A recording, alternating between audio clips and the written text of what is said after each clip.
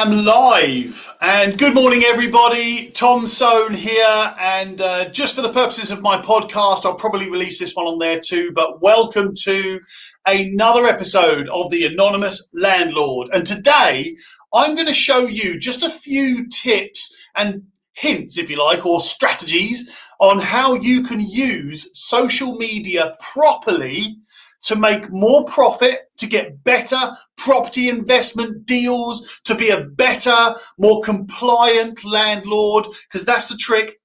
Get more support and advice and resources, and get contractors and advisors and agents, and get the best of all of those things. Because we all know about social media. We all know it's there, and we all think, oh, do you know what? I should use social media, especially if we're property investors and landlords. We all know how we should scroll through Facebook or scroll through LinkedIn, but we don't use it absolutely properly in order to take maximum advantage of all of those things. So I wanted to go through a few little tricks with you. I say tricks, they're just ways that you can maximize on social media. So property investors and landlords, this is for you. So the idea is I want to make you able to make more profit. Of course, that's what we all want to do, but better security, lower risk, better protection, to get free support. I know this is crazy. Free support, free advice.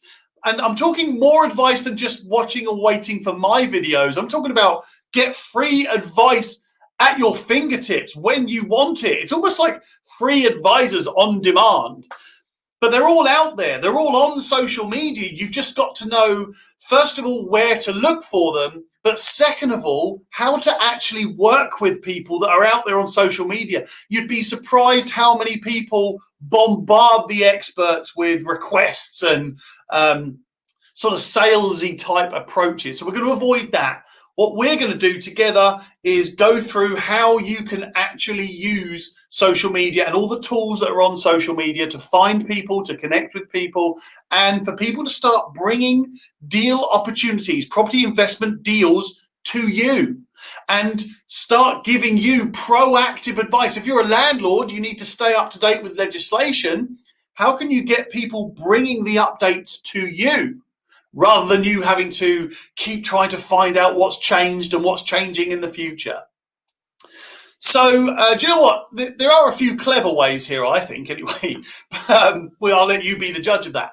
But this all came about because I heard this quote, and I've forgotten for the life of me who told me this quote. So if anybody remembers what it is, who said it, then please let me know. But the first rule of being a property investor is to tell everybody you're a property investor. And I think that's really cool. I'm going to change it around slightly, because I think the first rule of being a property investor is to tell everybody that you want to invest in property, right? Because everybody knows somebody.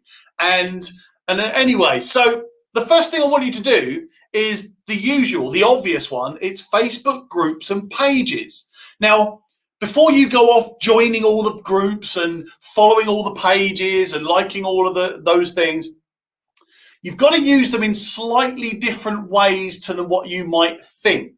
It's not just a case of join a group, ask for advice or ask for deals or ask for recommendations. That's not how you do it. You've got to play Facebook's game here, and you've got to play the groups game as well. Let's just focus on groups for the time being. But it's the same rule with pages. We need to use them properly, and I mean use them. And do you know what? Social media is exactly what it sounds. It's a social media, and I prefer to use it as a more social business rather than media, because I fucking hate media. Anyway, they'll beat that out later. But yeah, social business. And I heard that from Nick Bradley, by the way. Check out his podcast.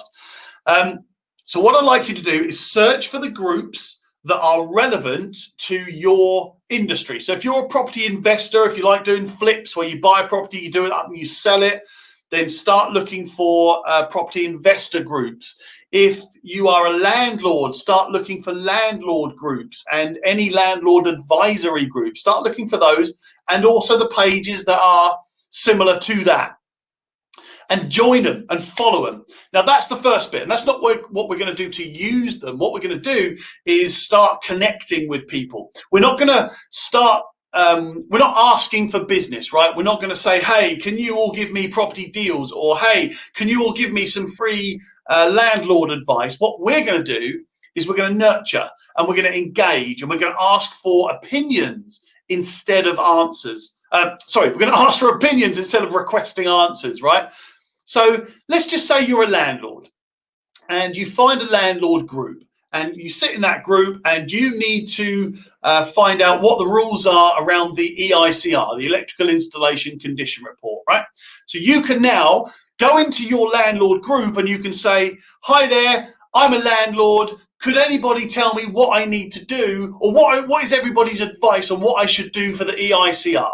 If you ask it in that way, then people are more likely to want to share their advice rather than if you just straight out request an answer. Hey, or same with property investing. If you want property investment deals, go and join the group and say, rather than saying, can anybody give me a property investment deal? Go onto the group and say, what does everybody recommend for me to find really good property investment deals? Does anybody know any really good property investment sources or brokers, things like that? What do you all suggest? Or what things should I know in order to find great property deals? Start asking people to share their advice because people love to share that stuff. But most importantly, if you put out there into those groups that you want to connect with property sourcing agents or property brokers like mine, I've got a property broker. And if anybody that knows my property broker ever says to anybody that knows it, hey, I'm looking for a good property broker, then I like to think that people might recommend my broker.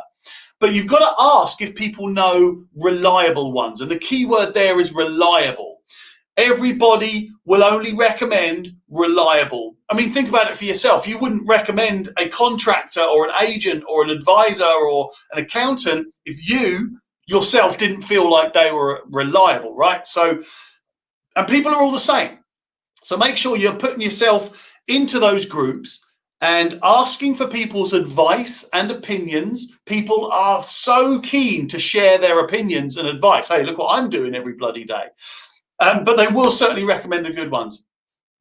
And also, if you want to connect up, so if you're a property investor and you want to connect up with people that are providing property investment deals, then a really good way to do that is to ask for advice on how to work with property brokers or property sources, right?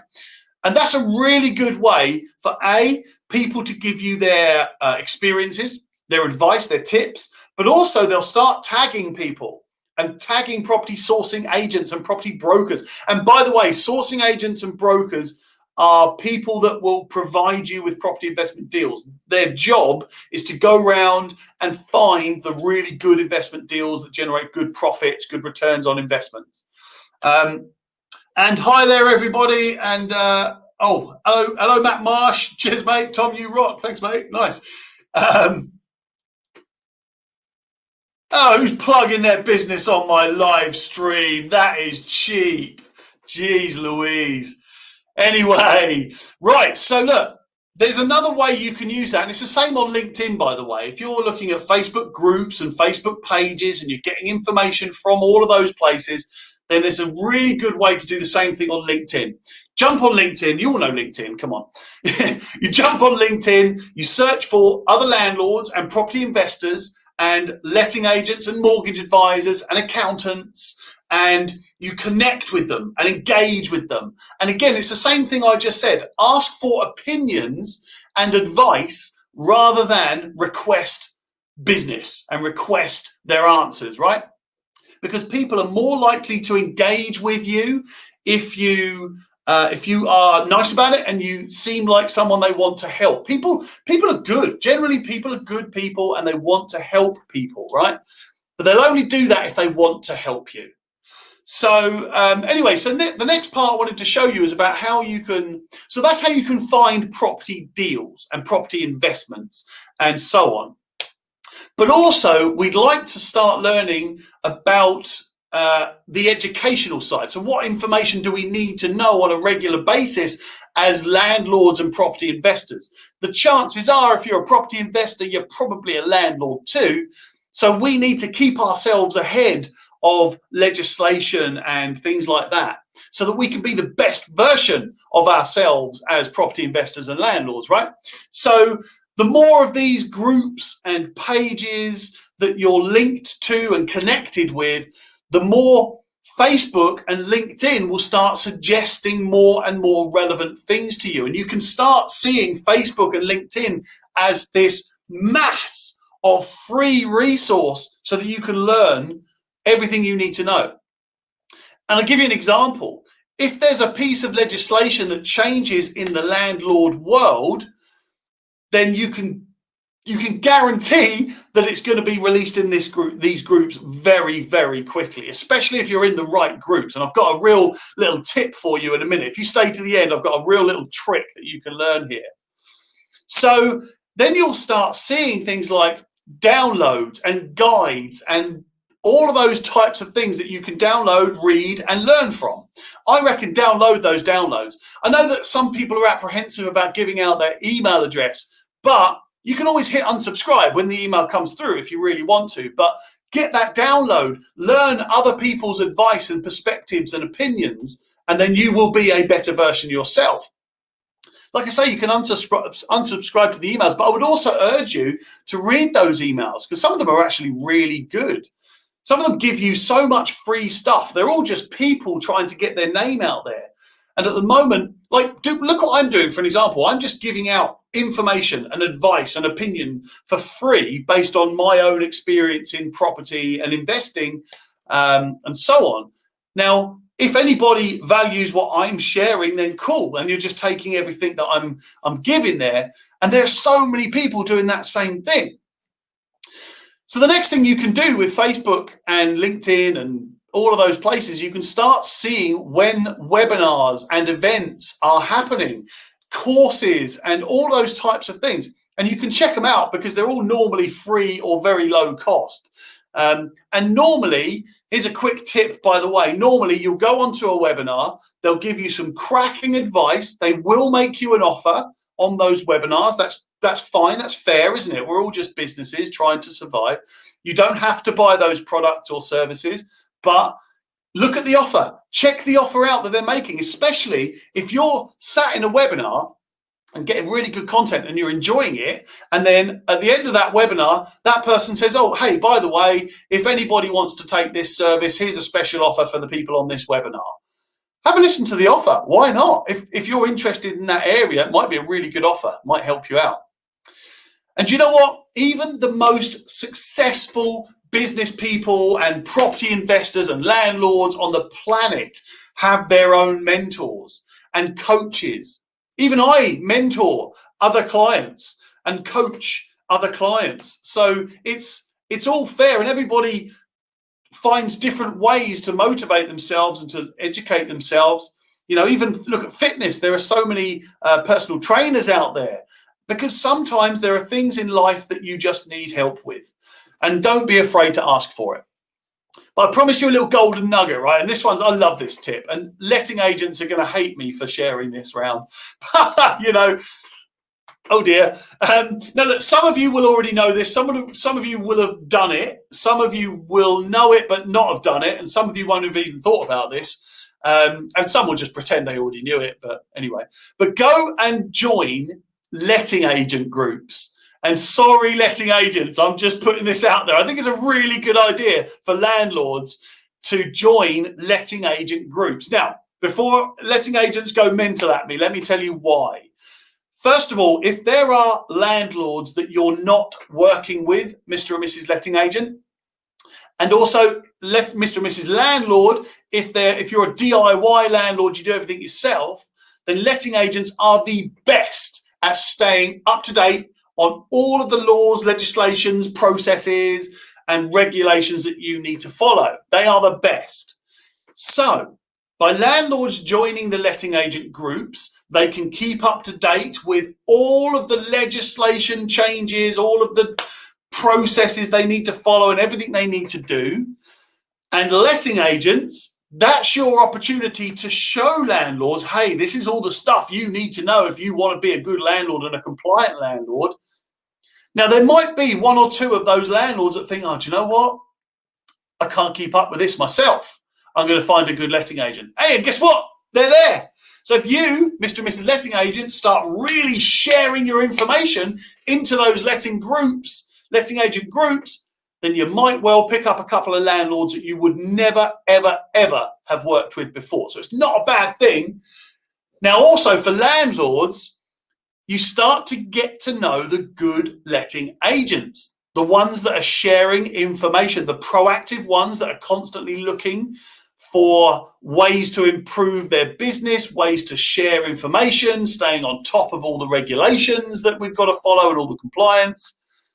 And you also are able to separate the good agents from the whinging, whiny moaners, because there are some of those letting agents as well. So look, just as a recap, right? And you can use social media to your benefit so much, and people don't really do it. So go and join the property investor, landlord, and letting agent groups. Don't just go on there and start requesting property deals and you must give me this and I want that. Don't worry about you. Start engaging with people. Start asking for advice. Start asking for opinions. Share your opinions too. If you see a question on a group that you know the answer to, share your answer and make sure you're working with people. And I promise you, if you do that, then people will come and work with you and they'll start offering you property deals and they'll start giving you advice. Facebook and LinkedIn are free places for you to get free advice and resources. So definitely use them. Anyway, so look, I hope all that helps. That was just off the top of my head this morning. And I thought, oh God, I've got to go live quickly. So I wrote a few little notes here and they weren't very good notes, if I'm honest. Sometimes if I put a lot more effort, if it's less spontaneous, then it's a bit more organized. Other times I just go live, see what comes out, and then we go with it from there. But overall, what I would say is that if you are going to be a successful property investor, then you need to tell everybody that you want to invest in property, right? That makes sense. And I think we should all start using social media to get ourselves out there and to start linking up with other landlords. Because you know what? There's thousands and thousands and thousands of landlords out there, and I bet every single one of them has made a mistake, whether it's big or small. And we can all learn from that. We just need to connect with them and tap into their knowledge. And if we do that, we will be better landlords. And as I always say, if you want to be the best version of yourself at one thing, then you've got to be the best version of yourself at everything. And as always, my name's Tom Sohn, and for the benefit of my podcast, this is the Anonymous Landlord.